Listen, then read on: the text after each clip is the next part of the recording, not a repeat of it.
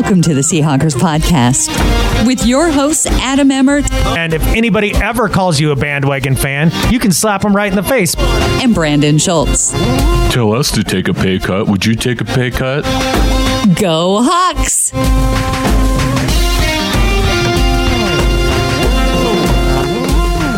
This is episode 196 of the Seahawkers Podcast. I'm Brandan Schultz of the Military Seahawkers. And joining me, my good buddy, just got a delivery of Wayne's meat, Adam Emmert. I did. My neighbor, Wayne, he just stopped by to say hi to us and dropped off some of his patented jerky here for us. It's I'm not going to lie. I like putting Wayne's meat in my mouth. I do. You know, we started this out joking a little bit, but this last week's been a little tough for us 12s, but we're here to talk about it. We're going to get through it. There's some things here that make some sense, some things that don't. I think we all share some confusion, and and I think we all share the feeling of being upset, seeing guys that we've come to know and love leave the team. So we'll break all that down. I know, Brandan, you got a lot of thoughts about it. We'll get you through this. Oh, yeah. I'm still recovering from last week. As soon as we found out Richard Sherman was leaving from the Seahawks, that was a pretty big hit for me. It really took me back to, think of the last time, a major contributor to the Seahawks left the team. You're talking Matt Hasselbeck, Sean Alexander was kind of, with Sean Alexander and Matt Hasselbeck, they were kind of both, trending downward at the end of their career when they left. So you could kind of see it coming. Hutchinson, maybe. Yeah.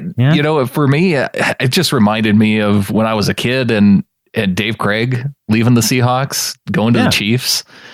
That's what it felt like for me as a kid. One of my favorite players growing up, Dave Craig. Steve Largent was the other one, but he retired and was a Hall of Famer. So, that didn't have quite the impact, but seeing a guy go to another team. And then when we find out Richard Sherman's going to the San Francisco 49ers, oh my gosh.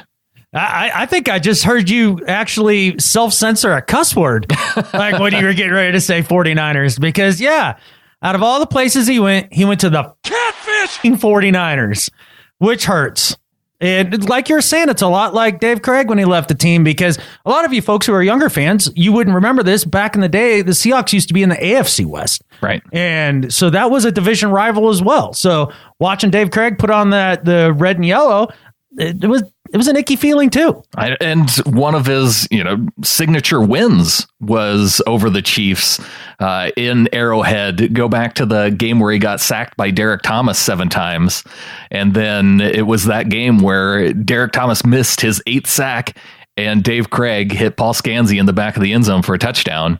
Right. That's one of his biggest games of his career that many Seahawks fans from that era remember. And so for him to go from doing that and then put on a Chiefs uniform, a little bit tough. And then this is the same because, Richard Sherman, I guess if you say, put on a Packers uniform or a Patriots uniform, but the fact that as soon as he left Seattle, he was going to San Francisco, the first place that he visits after leaving Seattle, and within about 5 hours, he signed there. Which makes all the sense in the world. I have zero ill will towards Richard Sherman for signing on with the 49ers. They had the most cap space, the most money to offer. They had the need. They had the need. He's going to play for sure. And then on top of all of that, think about it. He's a California guy. Grows up in Compton. That's where all of his, most of his family and friends are, I'm sure. And it's a little bit of a homecoming. And then on top of all that, if I'm Richard Sherman and the Seahawks didn't want to pay me and they cut me, I want to play you twice. I want to make you pay. And that's part of the reason why I think we were so against cutting him. We mentioned it in the last episode. If you cut Richard Sherman, he's going to go to one of the division rivals. That's where you worry about him going anyway. Mm-hmm. And you see the Rams, they were good at corner because they brought in Aqib Talib from the Broncos, and they brought in from Kansas City, they brought in Marcus Peters. So that they were doing well at corner. And they even signed their nickel corner. Which I think his first name is like Nickel. Nickel, yeah. It's the best name for his position. Yeah, that's where he's supposed to play. He's supposed to be. In the nickel, yeah. So the 49ers had the need. Sherman goes there, and it's been gross. Seeing, the jersey sales pop up online, the Photoshop pictures of Richard Sherman in the 49ers jersey. I have avoided all of that. Yeah. I have not seen one yet. I do not want to see it. I know I'm going to have to see it, but I am prolonging that as long as possible because I know the Photoshop pictures are out there and I just can't do it. Well, we'll get into it a little bit more with Richard Sherman, but we got a lot of other news to talk about. A lot of other, the Hawkpocalypse is continuing, Adam. Yes. It's stretching into this week. And we continue to see rumors and reports about Earl Thomas potentially going. Jason Lockenfora had a tweet on Thursday saying that the Seahawks are in discussions with several teams regarding Earl Thomas, that they're looking for a first and a third round pick in return. Now, these are the same kind of reports that we kind of poo-pooed with regard to Richard Sherman last offseason. But now that we've seen Sherman go, Deshawn Shead go, Jimmy Graham, Paul Richardson, Jeremy Lane, Michael Bennett, it doesn't seem so far-fetched now that Earl Thomas could be another guy to go out of that group. Yeah, it does feel like it's in range now, right? Yeah. And we've talked about this on the last few pods, whether we are rebuilding or reloading. And I think the team's kind of really telegraphed its message to the fans. This is more of a rebuild than it is a reload. And they're willing to part with longtime stalwarts of the team to go ahead and churn the pot. And that might be the way that we have to go, but both the Bennett and the Sherman, well, I guess one's a trade and one's a release, but getting rid of both those guys, neither one makes a ton of sense to me. I would have liked to have wound this back one more year and given it a shot and then do this sort of thing, dismantling. But if you look throughout history of football, especially in modern history, I mean, the Patriots have won quite a few Super Bowls now, and it's really only two people that are a constant in those things, and that's Tom Brady and Bill Belichick. They churn their roster over, and they actually will take down an era of a team a year early just to be sure to get at least a little value or to save themselves some money. It's better to get out early than it is late. And I guess that's what we're doing now, but it still doesn't feel right. Well, you can argue that the Seahawks are getting out a little late, especially with Michael Bennett getting just a 5th round pick for him. Richard Sherman, you get nothing for. All those other guys that I just mentioned, you're getting nothing for except potentially comp draft picks in 2019. Right. Really, if Earl Thomas goes, that would be the one guy where you'd say, okay, the Seahawks actually got value for that type of pick. If it's true that they could get a first and a third, which I don't know, running down the list of teams, for me, I think it would have to be a top 15 team to really make a whole lot of sense for where you could go out and find a suitable player that kind of fits. I don't know if there's a whole lot of those teams that'd be willing to give that up. It's hard to say. I think it would have to be a team that feels like it's close to contending and has a glaring need in the defensive backfield. Just before we got on air, we were talking about it a little bit, and a couple teams that kind of popped up that you might think would fit that bill, the Bucs or possibly the Raiders. I mean, both those teams feel like they have their franchise guy. They feel like they've got some firepower on offense and are really looking to get over the hump. And that's when you bring in a Hall of Fame type player like Earl Thomas on a big time trade. And they have this sort of draft capital to actually trade. Now, whether or not they're willing to do that, that's a whole nother deal. Mm-hmm. I think the idea that the Hawks are asking for a king's ransom for Earl Thomas shows you just how serious they are about having him a part of the future. But if you're going to give me the moon and the stars, maybe you take it. Yeah. And there's other ways you could fill that position, at least in the interim. Whether that's bringing in the Honey Badger or finding another safety, maybe even drafting a guy, who knows? But yeah, I would have, as of last week, I'd have said there's no possible way in hell. And this week, I look at it and think, yeah, it's a possibility. Well, the one way that it makes it interesting is with Tyrann Mathieu being released from Arizona, because now you have two players out there. If the Seahawks were able to get a couple draft picks for Earl Thomas and Matthew's still out there, and for some reason, if Earl just through the contract negotiations, it doesn't seem at all like he wants to stay in Seattle. Find a guy. There's a guy right there with Tyrann Mathieu that maybe you can get on a long-term deal that fits that position pretty well.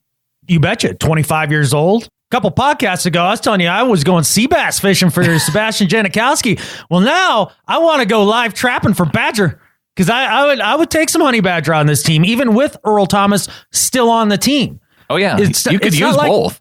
Yeah, it's not like he has to play safety. And in fact, he was kind of that rover guy for the Arizona Cardinals. I mean, he can play nickel and dime corner. He could be basically your de facto third safety and play like a big nickel. Mm-hmm. That's something the Seahawks have dabbled with in the past. And I think it'd be cool to see. Plus, I like him, just the personality. I think he'd be a good fit that way.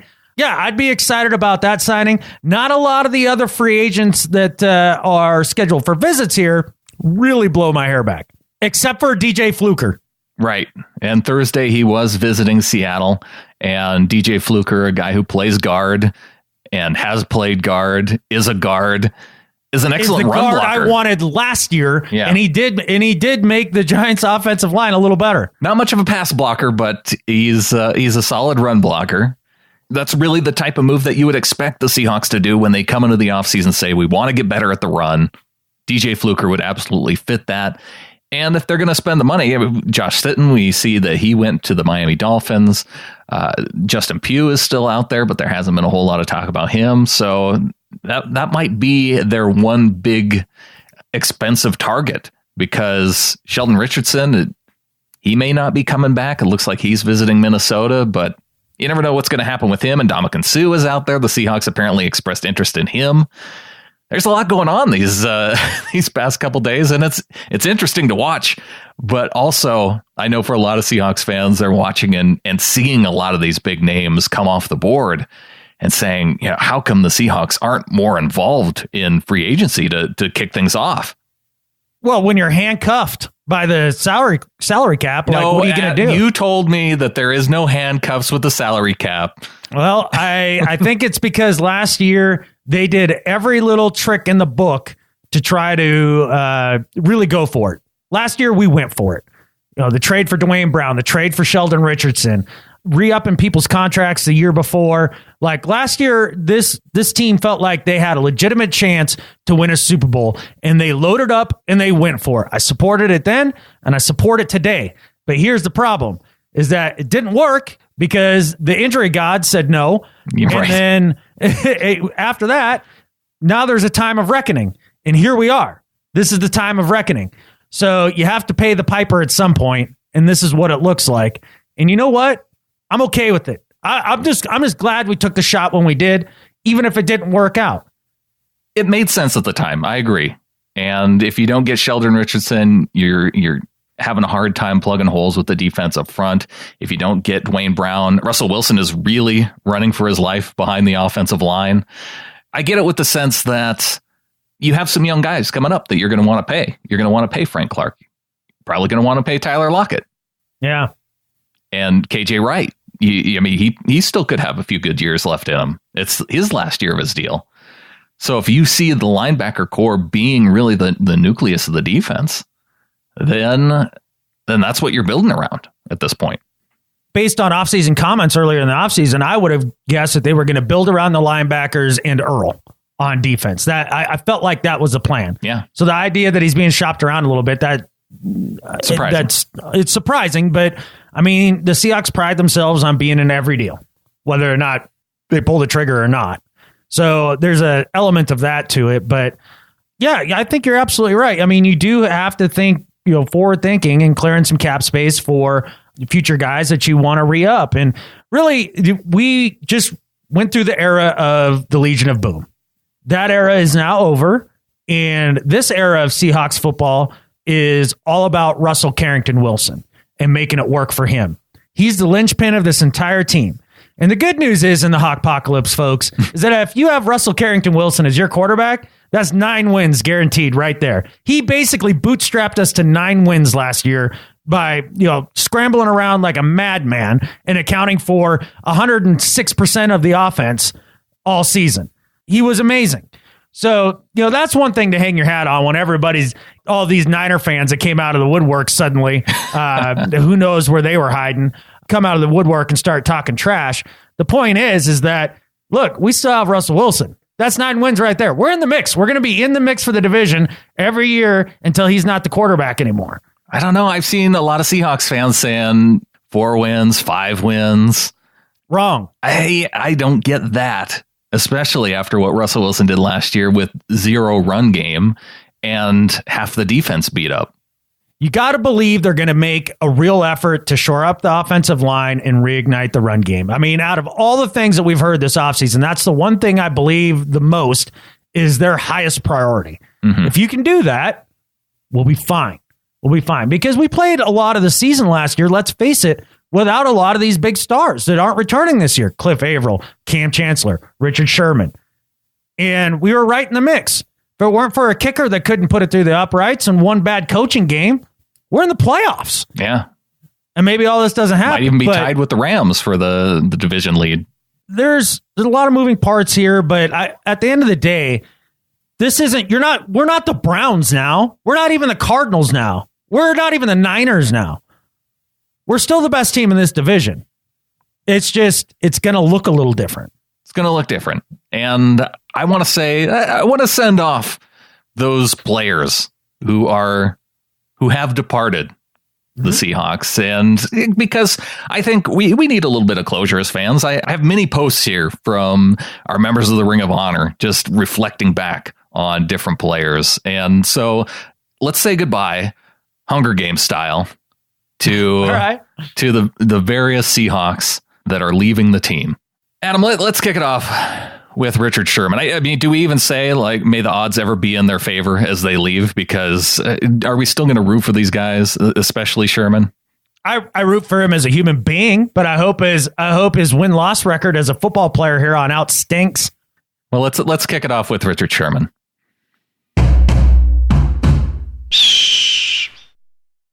Let's kick this off with a note here from DCH. It says, been trying to wrap my mind about why this one hurts more.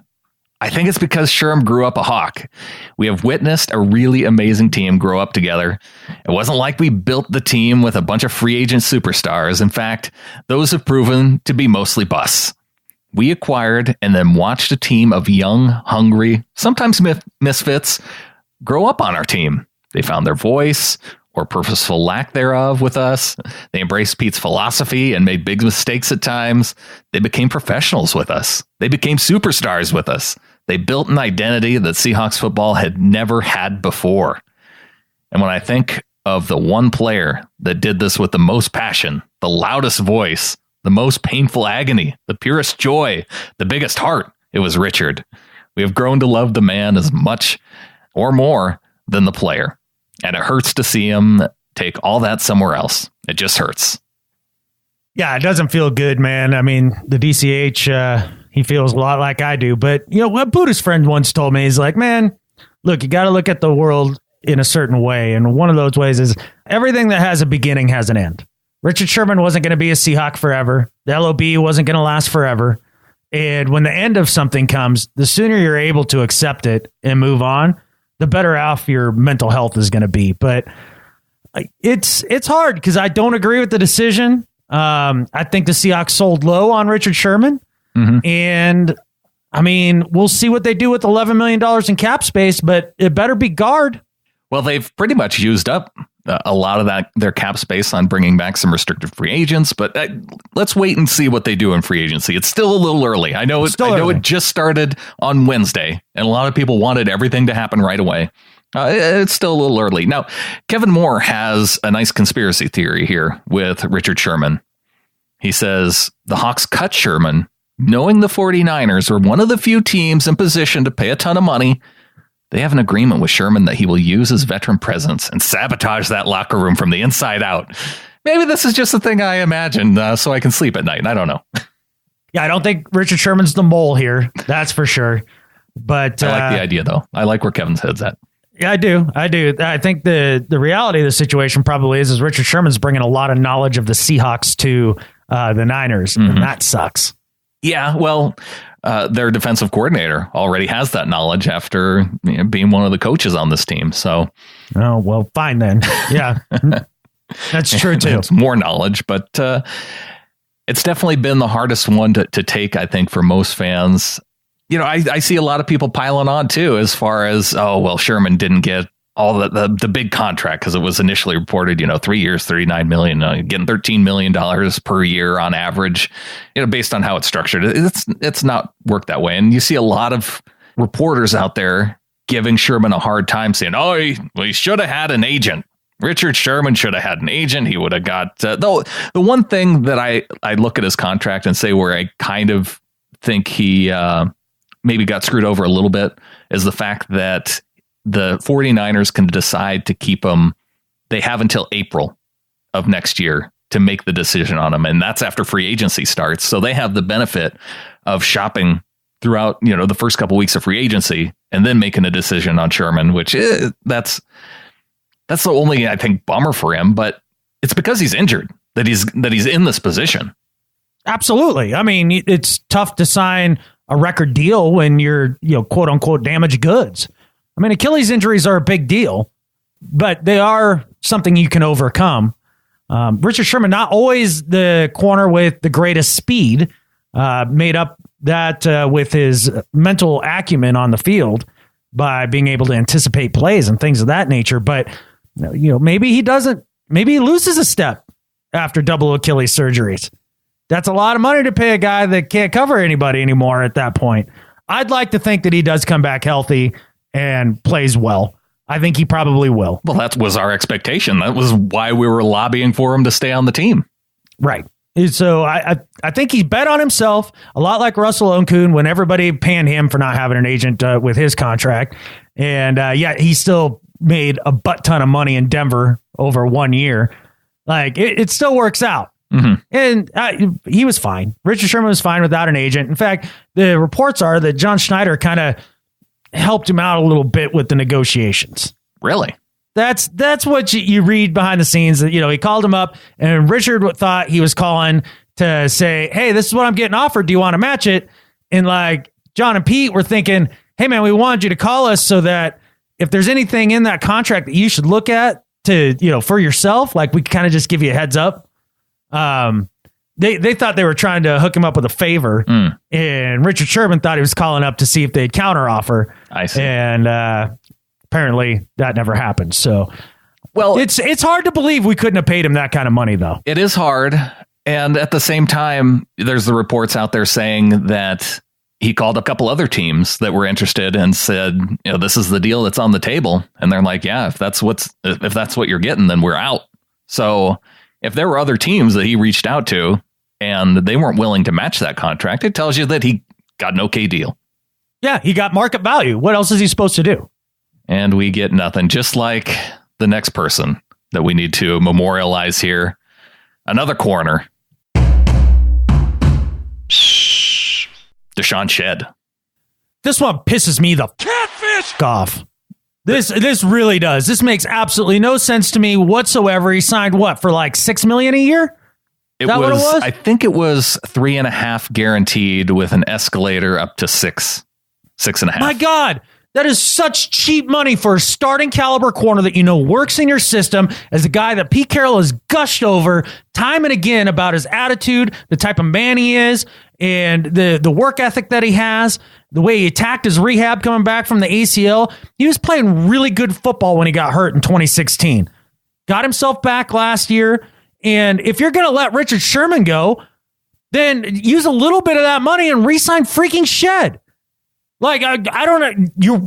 You're looking at a pretty bare bones defensive backfield suddenly after it was looking like that'd be one of the deepest positions on the team. Now, that tells me they either think Tedrick Thompson's the next Richard Sherman or we're in real trouble. Like, this is the one that is the biggest head scratcher to me. Yeah, if you're looking for bargain guys to sign in free agency, whether that's retaining your own or bringing somebody else in, this guy fit the bill and checked all the boxes in every single way. And we just let him walk. It was hard for me too. It was hard for me seeing the reaction of fans to the reports after he had been released, because what happened with Deshawn Shead is that because he was injured last year, he was already set. He was going to be on the Seahawks roster and he was going to make $1.2 million, the same amount of money that he was set to make last year. And apparently Schneider told him that they were going to make him a free agent. You know, the word out there was, oh, here the Seahawks are. They're keeping their word. They're letting Deshawn Shead go out into free agency. And I'm sitting here thinking, why? Why do you? OK, you don't have to give him $1.2 million for this year. Sign him to a 3-year deal then. If you really want to take care of this guy, I guess you could say you're taking care of him by releasing him. But to me, that just makes it sound like you don't think he's even worth 1.2 next year. This was a guy I thought for sure the Seahawks could sign for a reasonable 3-year deal and get a pretty good bargain and really take care of Deshawn Shead over the next 3 years. And instead, it's not happening. Yeah, you basically get him for half the cost of what all these other starting corners are signing for. I mean, Malcolm Butler's deal, huge. Who went to the Jets? A corner that just signed Tremaine Johnson. Signed a big freaking deal, $12-15 million a year. You could have got Deshawn Shead for half that. And he's at least 80-90% of the player those guys are. For the life of me, I'll never understand that one. The Eddie Lacy signing was one where I looked at and said, that's a giant mistake by this front office. This is the second one that I look at and say, this is a giant mistake by this front office. Well, moving on, here's one that we have expected probably since mid-season of 2017. Jeremy Lane cut from the Seahawks to make a little bit of cap room. I don't think anybody was surprised here. I will say that I appreciate Jeremy Lane's time here, especially giving himself up in the Super Bowl. I'll always have that memory of him picking off Tom Brady and then getting destroyed on the sideline. A really unfortunate injury that, maybe it impacted him more than we ever expected it would. Yeah, look, on his way out the door, let's take our hats off to Jeremy Lane, a guy that really worked hard while he was on the roster, blew up his entire body in the Super Bowl. Even though it was in a losing effort, but you saw once he went down, that's a big difference in the game for us. Because it wasn't just the knee; it was like the knee and the elbow and the arm, and he was laid up, he busted his whole body, and you can't ask for more from a guy playing the game than to sacrifice his entire body for the team, and that's what he did. And nothing but respect, and I hope for him the best. I hope he has a resurrection of sorts somewhere. I mean, you don't want to say that the Seahawks made a mistake by releasing any particular player, but you want them to do well. You do. Now, the next two are the pass catchers on the team that I know this next one was difficult for me. I didn't want to see him go, but Jimmy Graham going to catch passes from Aaron Rodgers. Again, Jimmy Graham, one of my favorite players. I like the dude. I understand the move, though. When the Seahawks said they wanted to get better at the run, the writing was on the wall for Graham to go, and now he holds on to his salary, $10 million a year, by going to the Packers. No, he does, and I wouldn't expect him to give up that kind of money, no doubt about it. I think that could be a good fit there if he still has it in him. I was speaking to somebody last night, and just little insider information from kind of inside, a lot of people inside the building at the VMAC, it felt like he was too big and too slow, and he couldn't run the routes the way that they wanted him to run them. Yeah. And that was a big problem when it came to his production between the 20s. You don't need a lot of speed to get open, in the end zone when you just post somebody up, right? Which is basically where he had his most success. But I think what the Seahawks really came to realize is after coming back from the knee injury, he couldn't run like he used to. Mm-hmm. And that was a major problem. And so I think that was a huge reason as to why he was let go, on top of the idea that he never turned into the blocker that we hoped that he might be able to develop into. Awesome guy, though. And I think this might end up being a mistake for the Packers, letting Jordy Nelson go and going with Jimmy Graham instead. It's a lateral move. It feels like a lateral move. Because I think Jordy Nelson has a year or two left in the tank. He's still a good player. But I think they'll get about equal production from Jimmy Graham as to what they're losing in Jordy Nelson. So I'm not sure this makes the Packers a world beater. A lot of people are like, oh my goodness, now the Packers are on fire. That and the Mo Wilkerson signing, but they got a long ways to go yet here. Well, they're going to have a hard time competing with the Vikings in that division. But let's talk about one more pass catcher. Paul Richardson.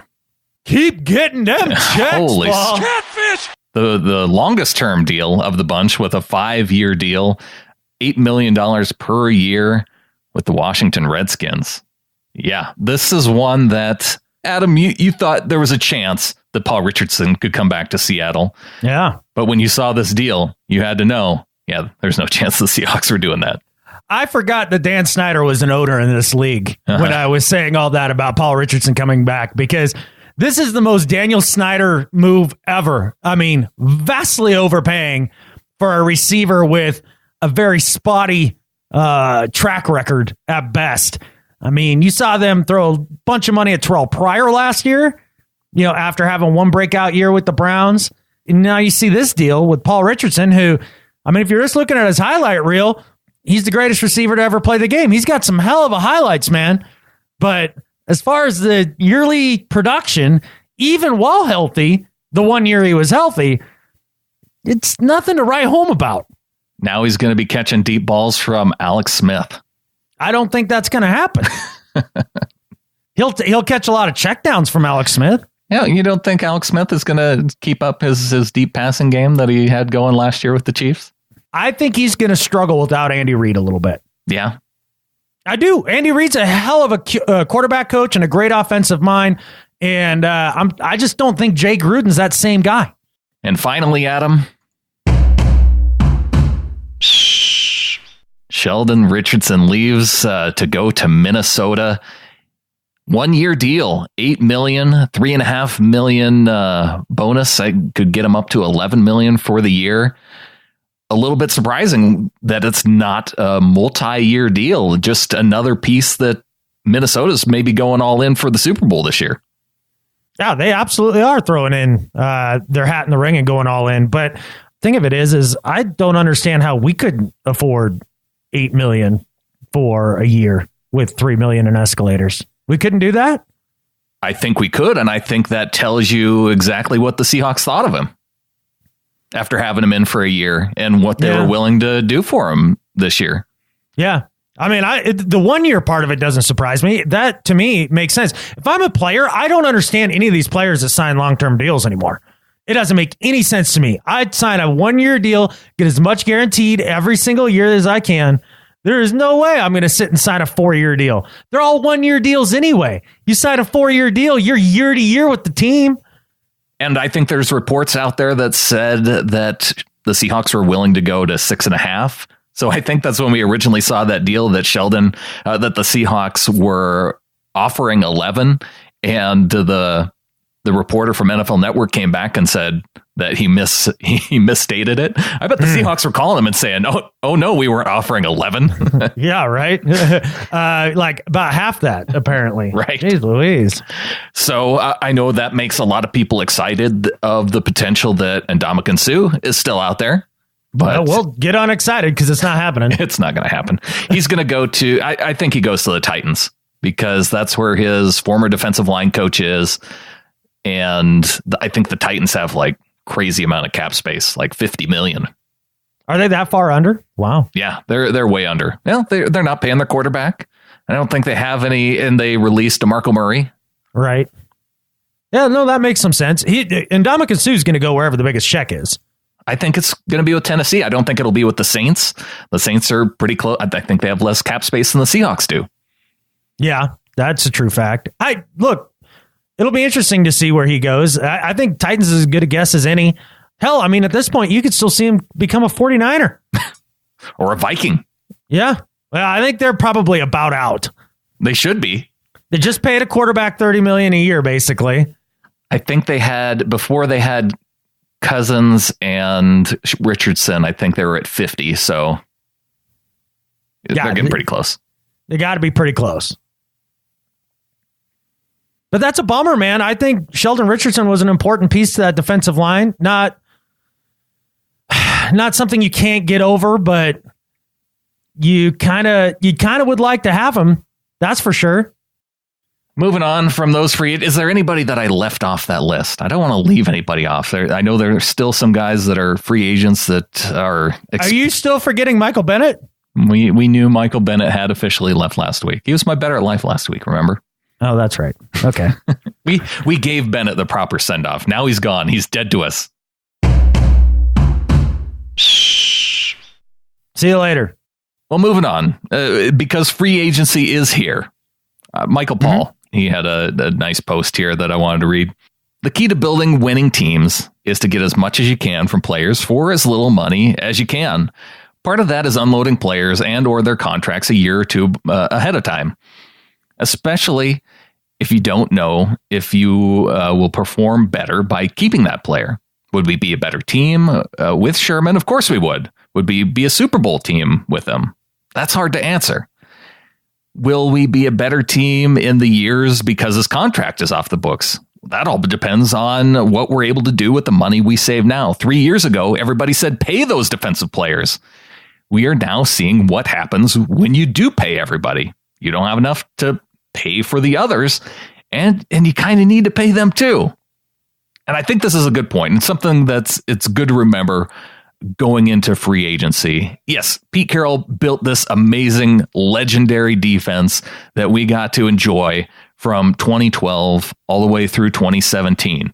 It was an outstanding defense. And yes, you paid everybody to keep that group together. But we also have to remember that Pete Carroll found guys who he thought were overlooked by other teams, getting guys like Cam Chancellor and Richard Sherman in late rounds, getting a guy like Earl Thomas when everybody was saying, oh, bring in the dude from USC. And a lot of people expected him to bring in that safety. Oh, Taylor Mays. That was the guy. Yep.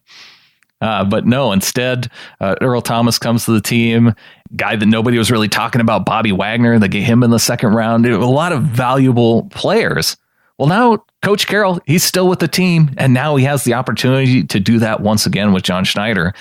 If it's that side of the ball where they're trying to find value and bring guys up, that's kind of the blueprint now for that side of the ball. And you can spend money now on the offensive side of the ball and protecting your franchise quarterback, which is something that they haven't been able to do the last couple of years.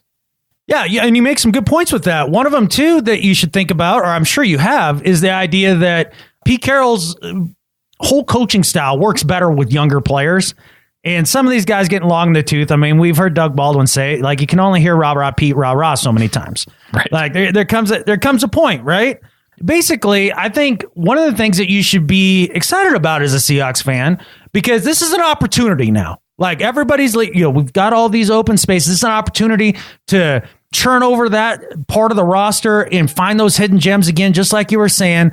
And if you're going to bet on this organization being good at doing anything, I would say it's finding DBs and linebackers and even, a few defensive line players. Really, anybody on the defense, they're good at finding, drafting, and developing that sort of talent.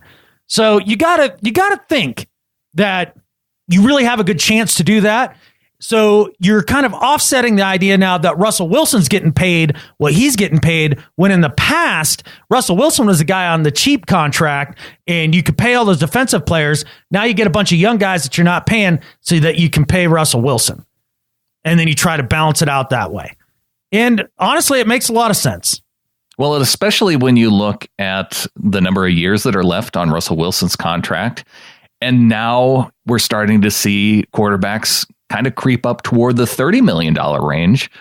And now you're getting to the point again where Russell Wilson's contract, like it was when now it's not as good as when he was on his rookie deal. But you start looking at Russell Wilson's quarterback contract and going, wow, for what the Seahawks are paying Wilson, they're getting a really good value compared to other guys out there, like what Aaron Rodgers is going to make, what Kirk Cousins just got from the Vikings, what the Cardinals had to pay for Sam Bradford. Oh, man. One of these days, we got a long offseason, but I can't wait to talk about the Cardinals and Sam Bradford. That's awesome.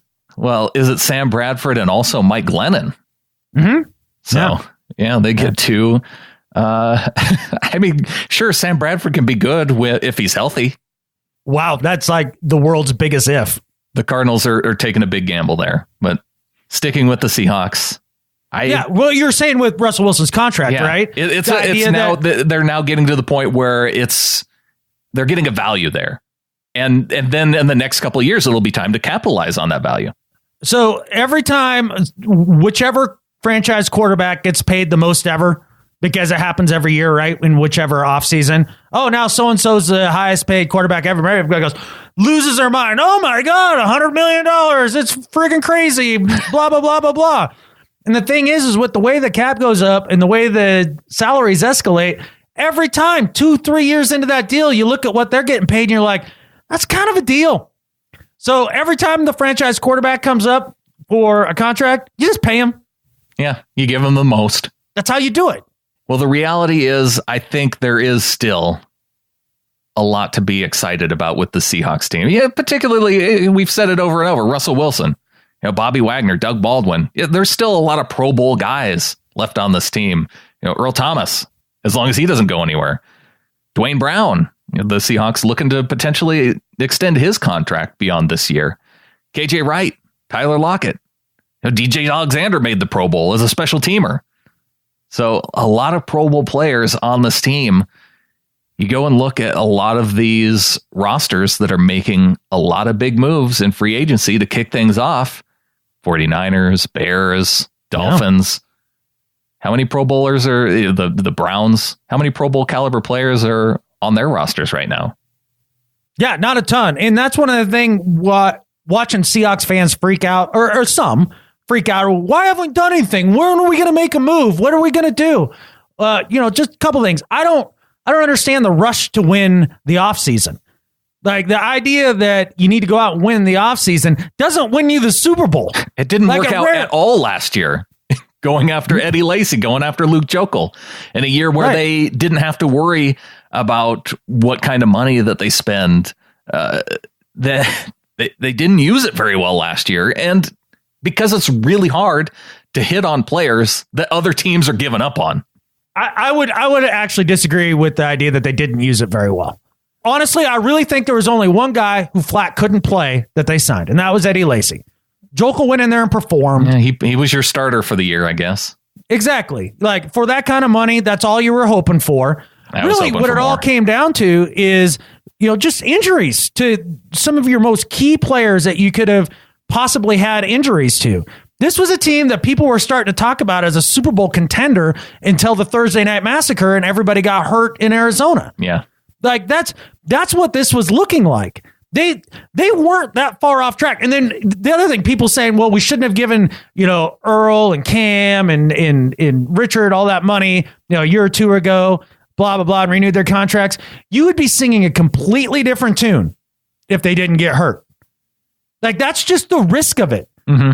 And on an older player, yes, it is a little riskier as he gets a little longer in the tooth. But again, these guys are in their late 20s. It's not like they were 35. I totally understand why they went all in, how they went all in. I would do it again. And honestly, the only thing I would have done differently is not signed Eddie Lacy and made a little harder push for TJ Lang. And I think that's probably your difference in the season if everybody had stayed healthy. If you use the Eddie Lacy money and pile that on top of the Jokel money and get TJ Lang. We may be talking about a second championship. Like that's how close these guys are. And I know you see names leave the team, familiar names leave the team. But remember, we played a lot of the year without Richard Sherman, man. And we did, and Cam Chancellor. The last 6 games of the season were really a look at what this team would look like with a very different secondary with Shaquille Griffin. And Byron Maxwell was a veteran that came in and filled in there. It seems like Pete is always able to find another corner. And whether that this year it's going to be another rookie, whether it's DeAndre Elliott, DeAndre Elliott was a guy who was talked about as being a contender for a spot opposite Sherman going into last season, and he got hurt in the preseason.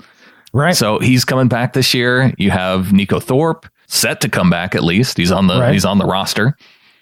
They have a lot of guys at the cornerback position, and that's one position. There's a couple positions on this team where I look at and say the Seahawks don't really need to pay big money in free agency for. They don't need to pay big money in free agency for a cornerback. Pete Carroll has shown that he can find those guys that other teams are willing to pay for. Byron Maxwell, Walter Thurmond, several guys. Yeah, absolutely. And then finding gems in other places, like bringing in Justin Coleman, drafting Shaquille Griffin. Yeah. Like, I mean, they seem to be able to find DB talent all over the place. Works in Seattle, but maybe not elsewhere. So that place is good. Wide receiver, another area where you see him go out and find undrafted guys. Doug Baldwin, undrafted free agent. Jermaine Kearse, undrafted free agent. Ricardo Lockett. All guys that were role players and contributors on offense. Mm-hmm. And they found them as undrafted free agents. So those are two positions where, maybe it's a bummer that they didn't get Jordy Nelson in free agency, but really, are they? I think they could. There's probably a guy out there who's bound to fill that role. Yeah, his name's Tyler Lockett. He's already on the roster. I didn't understand the idea of being interested in Jordy Nelson for the life of me, mainly because he doesn't play guard. Right. I mean, that's really it. But the Raiders, they did have to cut Michael Crabtree when they brought Jordy Nelson on the team. Would it be a little weird if the same year we jettisoned Richard Sherman, somehow Michael Crabtree ended up on the team? Part of me likes it. No, I hate it. Part of me has this fantasy that we go and play the Niners in the NFC Championship, and Russell Wilson sails a pass over the head of Richard Sherman, and Michael Crabtree catches it for the winning touchdown, and we go to the Super Bowl. And he gets in his face, and he's like, that's what you get. That's what you get when you try the best wide receiver in the game. Yeah. That's what you want? I kind of want that.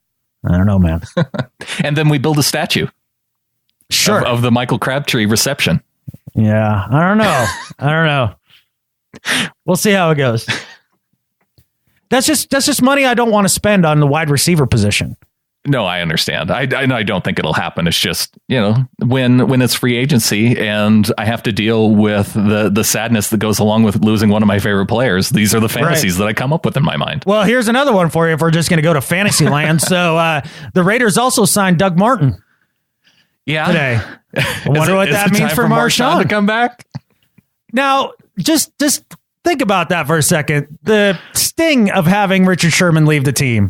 Uh-huh. That would really be dampered by the return of beast mode. I'd rather have a guard. Is dampered a word? Yeah, you can damper something. Okay. Anyway. Yeah, I don't know that you have to pay beast mode a ton of money. Does he still want to play? I don't know. Or did he just want to have the merchandising deal with the Raiders in his contract last year?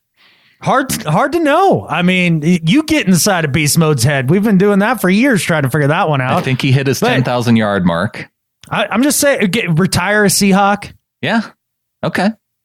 Although, when you see guys like Michael Bennett leave, guys like Richard Sherman leave, somebody who called Pete Carroll's meetings kumbaya meetings with Pete, they might be looking to maybe bring on guys that don't rub coaches quite the wrong way.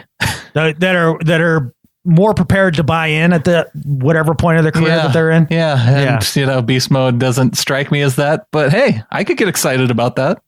I don't know. He was an attitude changer on a team. That's for sure. He was. Yeah. I'm not saying I still have love for Marshawn Lynch. Yeah. I would say you wanted to go to fantasy world. So okay. We did it. Yeah. Well, we do have a couple guys that the Seahawks did sign. Barkevius Mingo, linebacker / defensive lineman from the Indianapolis Colts, and Ed Dixon, tight end. Adam, we've got a tight end that can block, apparently. So some people say. Some conflicting reports on that. I mean, I saw a Pro Football Focus grade on him that wasn't very kind, regarding his blocking ability, but I call BS on that one. I mean, he was the second tight end he was the blocking tight end in Carolina for a strong running team. So I have a hard time believing he's not a good run blocker. I don't put as much stock. I remember watching his play and being like, he's a good all around tight end. I've always thought Ed Dixon was a decent player. He had a little trouble with catching the ball, I think, in Baltimore. It did a little bit better with it in Carolina. But when I look at what Carolina fans are saying, and they see 3 years, $14 million, they say, see ya. And when I start to see that from fans, I'm not so excited about it. Now, maybe their idea of blocking at the tight end position is a little bit different than ours. Like, we have relatively low expectations, and maybe their expectations are a little bit higher. But well, like every fan base that loses a guy, most of the time they say, well, see ya, when it's like that. And that's how I'd feel about Luke Wilson if he was signed somewhere else. Like, okay, see ya. Wouldn't bother me a bit. But think about it in these terms. $4.6 million a year. Is that mid-tier money? Yeah, for a tight end, yeah. Yeah. It's maybe even, mid-tier. It's about mid-tier money. Makes sense. He's a mid-tier player. I think the contract matches the value of the player perfectly. I like 3 years, $14 million. I just wish they would have done it on Wednesday for Pi Day. Oh, there you go. That makes a lot of sense. I hadn't even thought about that. Yeah. 3.14 all the way, baby. I like the signing. I think it fits the system. I think it'll be great for the team. I mean, we're going to have to pay Jimmy Graham $10 million for 1 year, and now you're paying Ed Dixon $14 for 3. That's what you have to do. And I think it'll be a better fit schematically. That's the hope. Right. And I think people look at that and they wonder, well, why didn't you bring back Austin Seferian-Jenkins, who went for 2 years? Not into it. Yeah. Not into it. Not into Austin Seferian-Jenkins. He's a head case in college. He was a head case with the Bucs. He almost got himself kicked out of the league. Yeah, he got things together for the Jets, though, although they didn't hang on to him. For a year. Yeah. And then they didn't hang on to him. Dude, no, thank you. I want no part of that drama. Nope. Barkevious Mingo, maybe one of the best names. Now, I don't know if he can beat Willie Beavers in a name contest, but Barkevious Mingo. And this is going to make for a lot of good, solid fantasy names in the Pick'em League this year, I think. Yeah, absolutely. Yeah, Mingo will bring a whole host of fun little puns, I'm sure. But he won't bring a heck of a lot else. He's a guy that's probably not going to play a lot. Strong side linebacker's not on the field a ton when you're in nickel and dime. But I got a former top 6 pick. Maybe they can coax some unearthed talent out of him. I don't know. And Barkevious Mingo signs a 2-year, $6.8 million deal with Seattle. And for a guy who was a top 6 draft pick for the Browns back in 2013, clearly they thought that he had the talent to be drafted that early. He goes to the Patriots, goes to the Colts last year. And he has the similar kind of athleticism as a guy like Bruce Irvin, and kind of fits that same body type. So they expect, I think, that Leo type of pass rusher, and also a guy who can drop back into coverage as a linebacker. Yeah, I think that's exactly what they're thinking there. And at that kind of money, fantastic. Then it was a shrewd signing. It works. Just somebody to plug in. We've all seen it doesn't matter. Doesn't matter who you have there. Yeah. Yeah. Plus, Bobby Wagner looks better than he ever before. Ever. That's the workout reports are in. Yeah. Yeah. And you know how much stock and weight to put into that sort of thing. You love workout reports. Oh, I love it. Yeah. Just like the workout report that we got on the offensive line with Ethan Posick. Yeah. Posick's huge now. He's a monster. Yeah. He's lifting. Yeah. He's gonna be a road grader guard for us now. So road grader. That's all I needed to hear. It was just that guys look really good and they're bigger. Perfect. What could go wrong?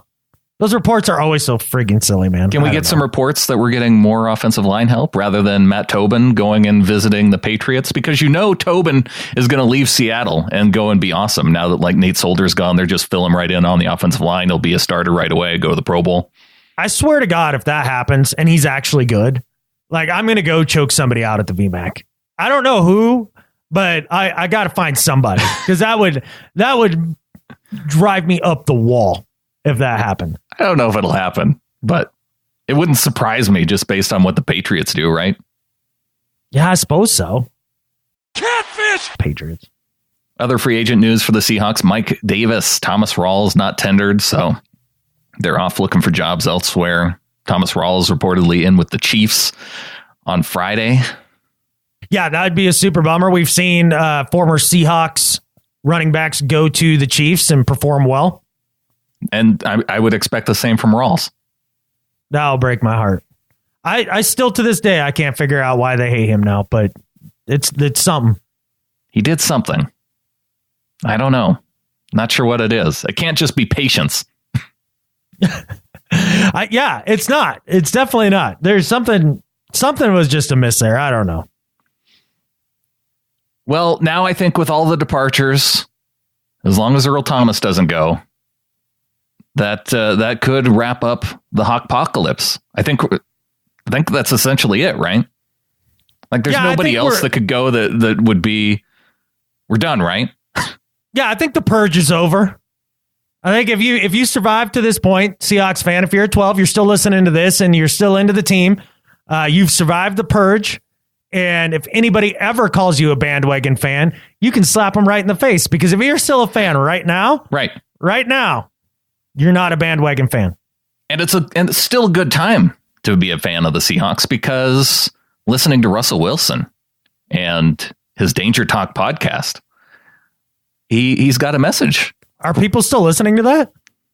I'm still tuning in. I got to hear what Russell has to say after the Hawkpocalypse. Oh, okay. What did he have? I want to hear his thoughts. What does our fearless leader say?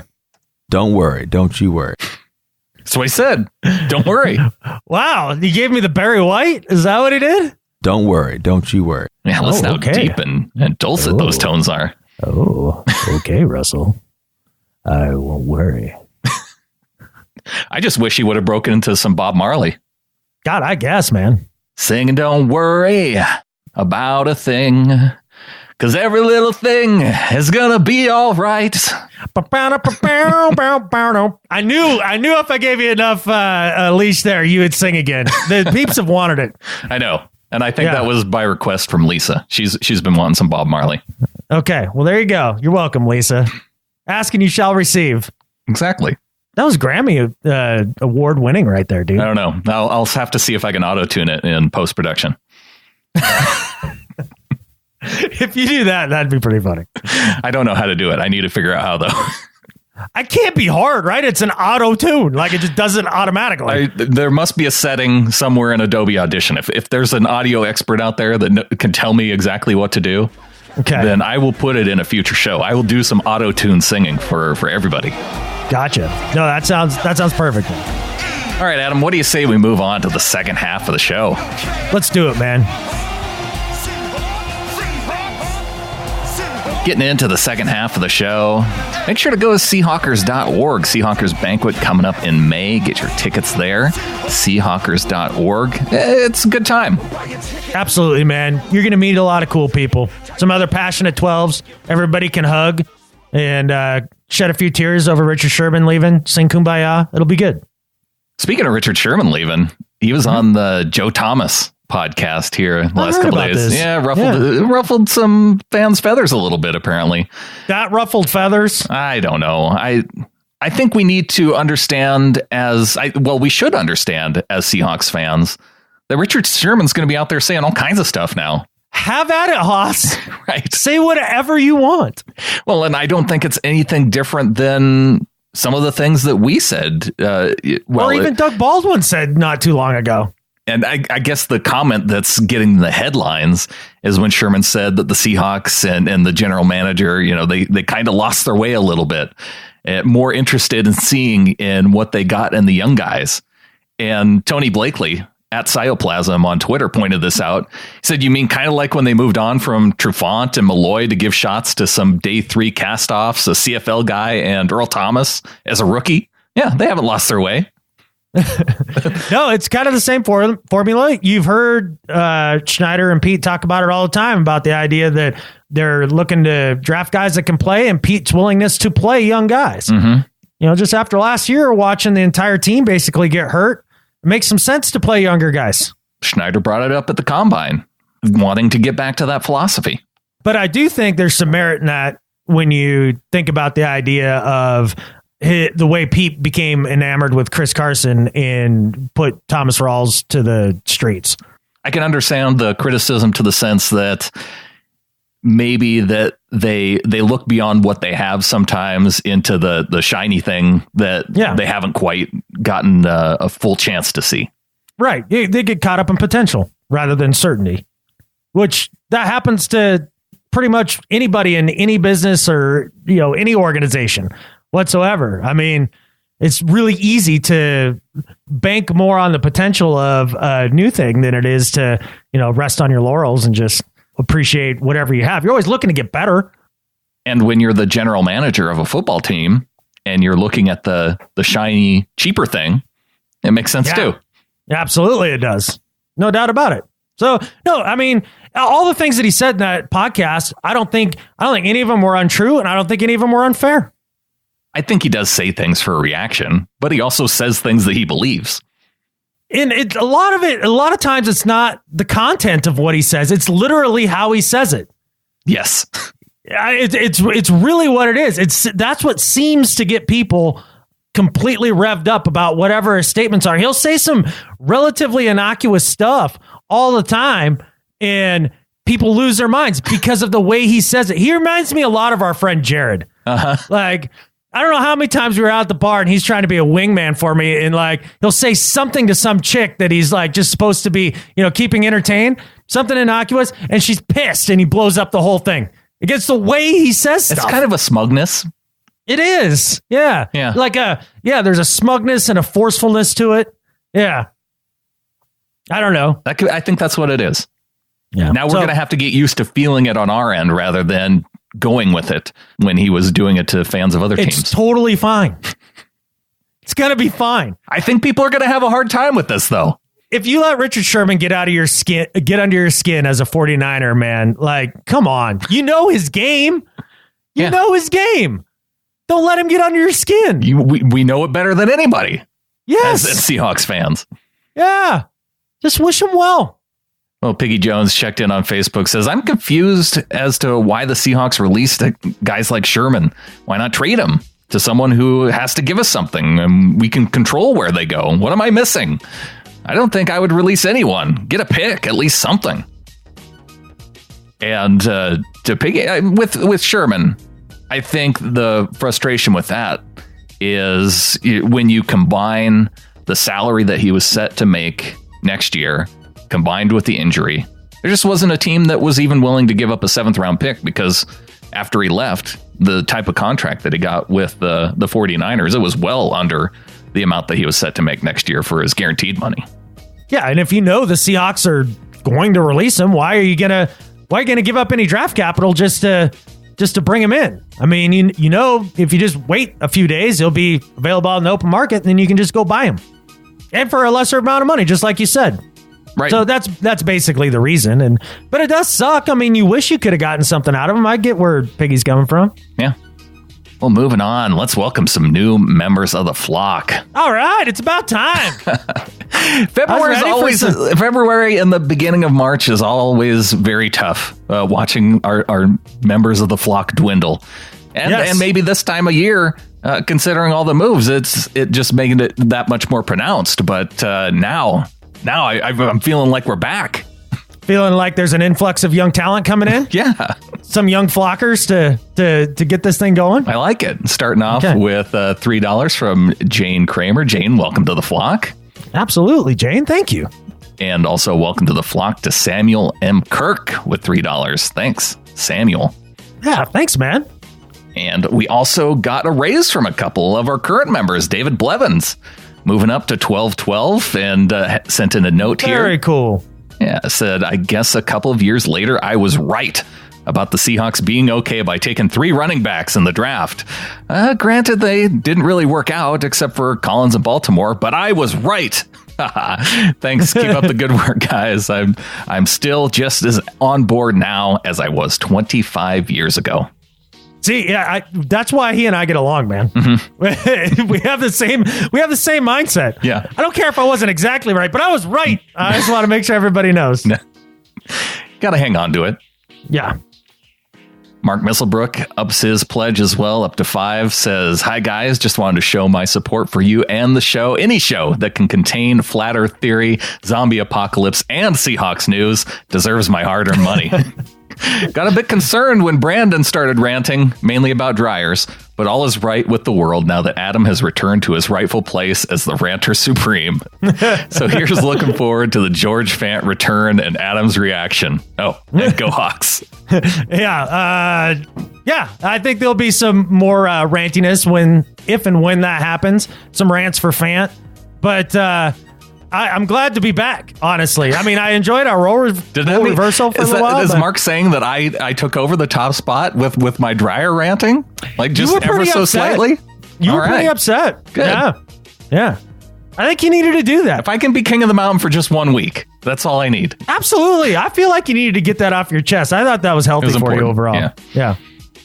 Mark goes on to say that Seahawks playing in London is better for my life than Skip Bayless. And so cheers for Mark in London. Nice. Thanks a lot, Mark. I appreciate the raises, guys. And Jane and Sam, thank you so much for getting in the flock. It means a lot to us. It really helps us get this thing going all through the offseason and gets us all those wonderful prizes to give away. And it makes it, fills up our cup a little bit. It feels nice. It does. Yeah. Keeps us going, for sure. It does. Also, reviews like this, that the one Mark left, helps fill up the cup, too. Oh. This is one of my favorite reviews. I'm not going to lie. Okay. I would challenge any Seahawkers podcast listeners.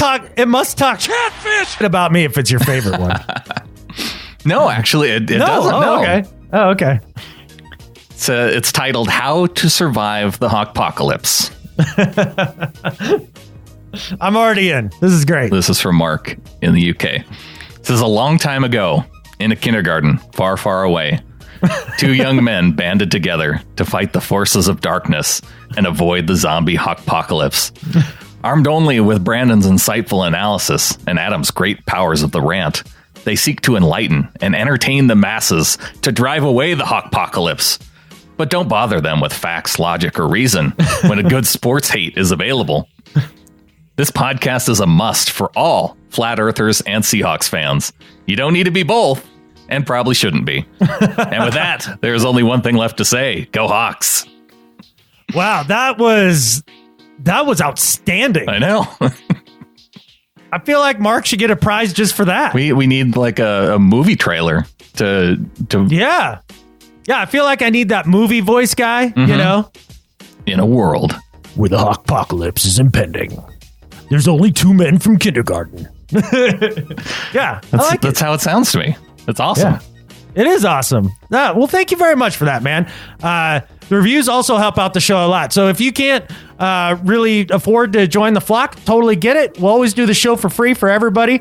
But, if you do want to help out and this doesn't cost you a dime, write us a review, whether that's on Stitcher or iTunes or wherever the heck is that you happen to listen to the podcast. Yeah, in the App Store for our app for Android, iOS, Windows.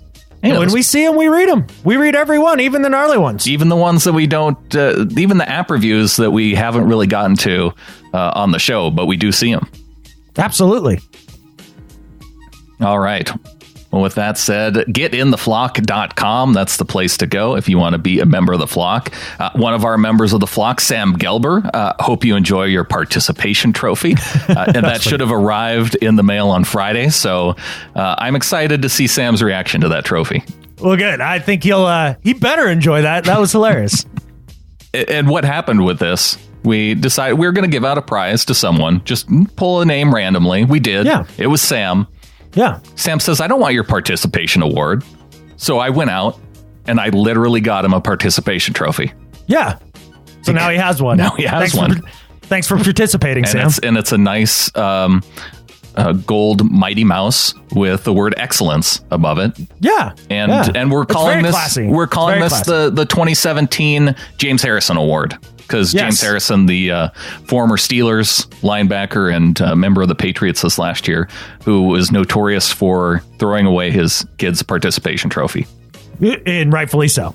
Yeah. So hopefully Sam keeps his around. I hope so, too. It's a solid award. Moving on. Do better and better at life. Might do better this week. It's for the entire state of Delaware. Well, not the entire state. Really more the DMV and the Department of Transportation of Delaware. They're planning to start a 6-month pilot study, and it's only going to start with state employees. But you can see where this insidious plot will go. This is a slippery slope, Brandon. And I know you love slippery slopes. I do. This is a slippery slope. This test pilot program is going to be for a mobile driver's license. Now, you would say, well, aren't all driver's license mobile? Like they just go in your wallet. And I'd say yes. Carry it around everywhere. Right. No. This is it's an app on your phone that has your driver's license information, right? Okay. That the authorities can then ping to check your driver's license. Ooh. Yeah. That's weird. You're driving down the street, Cop Master McGee there, he's like, all right. Johnny Law's like, all right. Let's see what this hombre's up to. Pings your phone. And lo and behold, oh, hey, it's Adam. He's got a warrant out for his arrest for pissing on cop car tires. Whatever it is. The idea that they can ping your phone and check your ID without you even being aware of it is absolutely terrible. I don't know who decided this was a good idea. It's a gigantic invasion of privacy.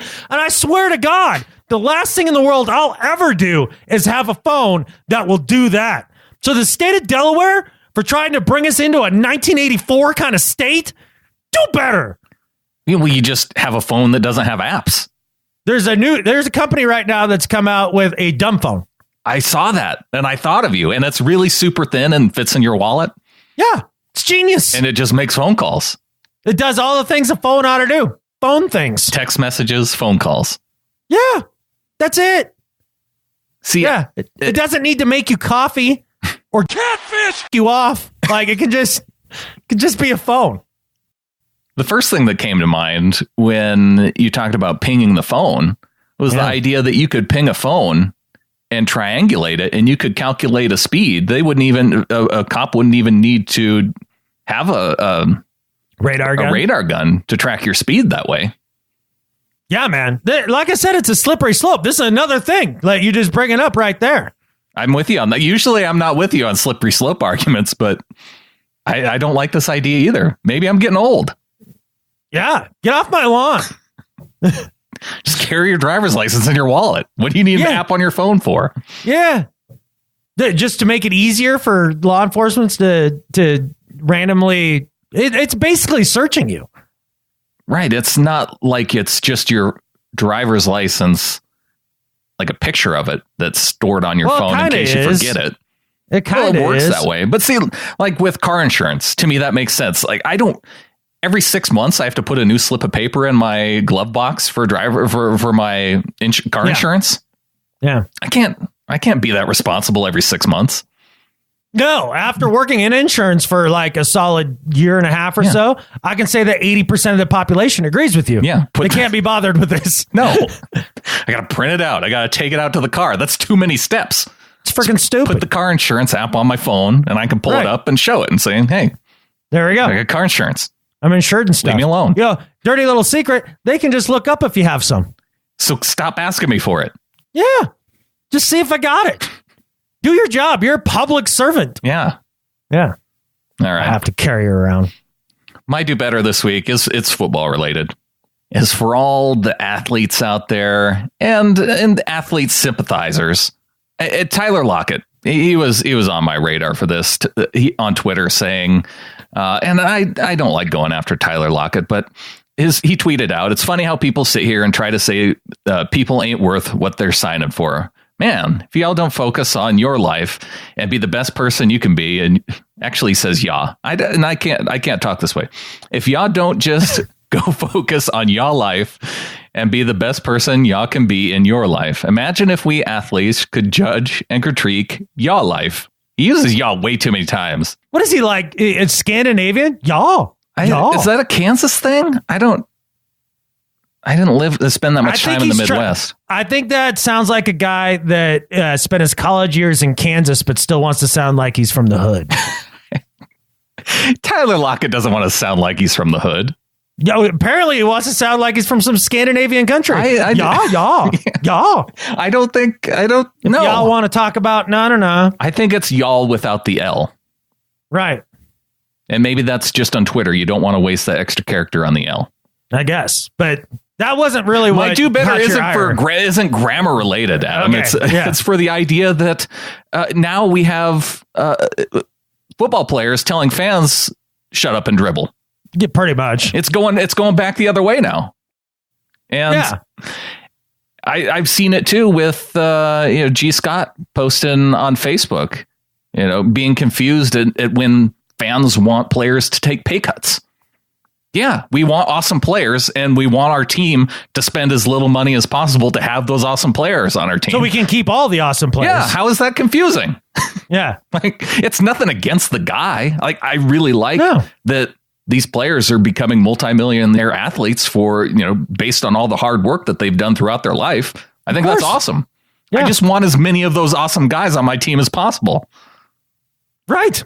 Yeah. I mean, it's selfish on our part. Yeah. Yeah. The 12s want the other 11 to all stay on the team. That's right. So how are you, Tyler Lockett and G. Scott? Why are you coming after us fans? I don't know. It's because there's that one, and then there's the one, how can you really expect us to take a pay cut? Well, or would you take a pay cut at your job? You hear that one all the time, right? Yeah. Well, if my boss came to me and said, hey, man, I'm going to fire you unless you take $2 an hour or less because it's all I can afford to pay you, I might take the pay cut. Yeah, if I like the job and I don't want to be fired. And depending on my other options, right. I wouldn't like it. That's how the world works. Turns out. So I sympathize with guys like Richard Sherman that have to take pay cuts to go other places. But, I also think that players by now, knowing that they take garbage from people about not getting them their fantasy wins. Now that's something to complain about, but not this. I mean, exactly. You guys aren't drafting Ed from accounting for your, office pool fantasy team as an NFL player. No. So it's time to get over it. But if you were, I swear to God, you'd be riding Ed's ass if he was, not getting the catches or the touchdowns he's supposed to be. Yeah, get in your TPS reports, Ed. Right.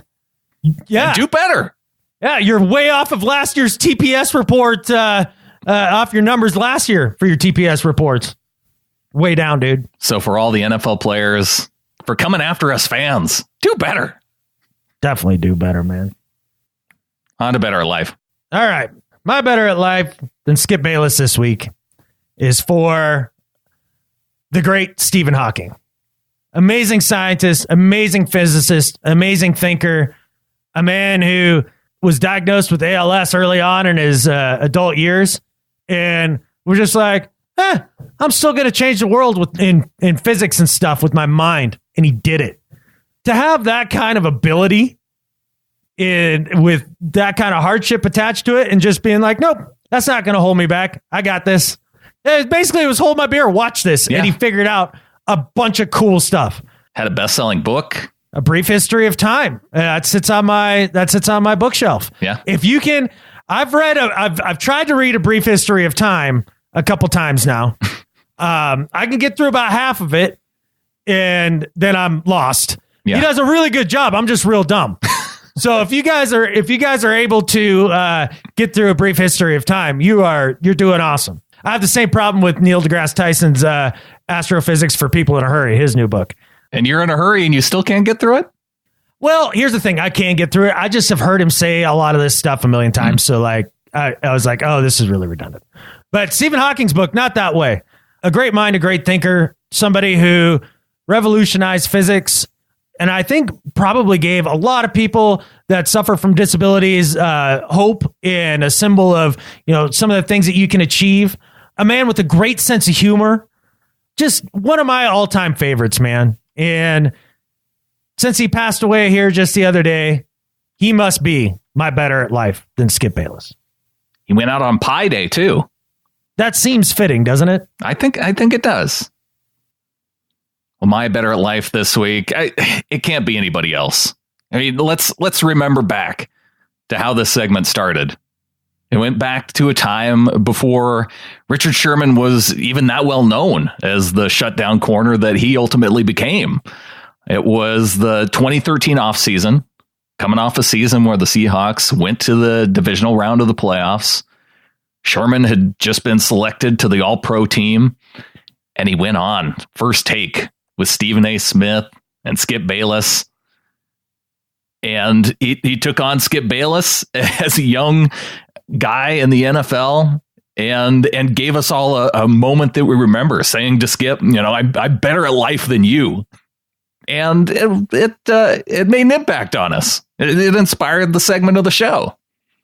So for one of my favorite players from this era of Seahawks players, I will admit that this would have been a much easier better at life this week. But now, even though Richard Sherman's a member of the 49ers, I have to give it to him. And I'll tell you exactly why. He intercepted a pass from Tom Brady in 2012 and gave us the "you mad bro" moment. He gave us a shoeless interception that won us a game against the Texans in our 2013 Super Bowl season. He had some incredible moments at Seattle Children's Hospital where he helped 4-year-old Ellie after she lost her Shermie doll. I remember beating the 49ers on Thanksgiving and Sherman eating turkey at midfield and triumphantly carrying the turkey off the field with Russell Wilson.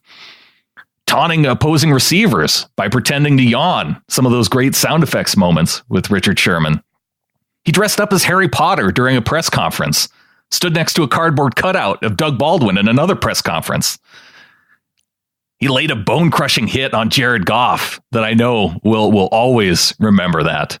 He was part of an awesome fake punt against the Chicago Bears. He became well known for being Colin Kaepernick's favorite receiver. That was fun. And every summer, he was putting on the Richard Sherman softball game. Just about every summer. It gave us Seahawks fans a reason to get together a couple months before the season started and also help raise money for kids and school supplies. And of course, he gave us the tip. One of the most iconic moments in Seahawks sports history. And even now, Adam, he's managed to renew our sports hatred toward the 49ers. Richard Sherman is better at life than Skip Bayless. Super fitting, man. And that was a nice tribute to somebody who's meant a crap ton, obviously, to this organization and a crap ton, obviously, to this show. So I think you're right, man. Hats off to Richard Sherman. Best of luck as a human being. I hope your team sucks. And you are better at life than Skip Bayless. You're right. I'm a little bit bummed, though, now that seeing Crabtree go to the Ravens. It means that scene won't be recreated with the opposing. Yeah, I'm not sad about this at all. No. I'm not super sad. Yeah. Just a little? A little bit. Okay. All right. I know you were looking forward to that, but I was kind of looking forward to it. Gordon Curry, even, over in the UK, did up the artwork with Sherman in the Niners uniform and Crabtree in the Seahawks uniform. Yeah, I didn't like it. It looked kind of gross like that, but it did. It was kind of fun. But it was cool. I mean, though he did a good job at it. It just left an icky taste in my mouth. Yeah. I know. Well, just seeing Sherman in a 49ers jersey, that'll do that. That's what I'm saying. That was the first time I had to see that. Like I said, this would have been a much easier, better life had that not happened. Like if he could have just waited till I gave him his proper tribute and then signed with whatever team he went to. There it was. No, this is how it has to be. And with that, there's only one thing left to say. Go Hawks. Go Hawks.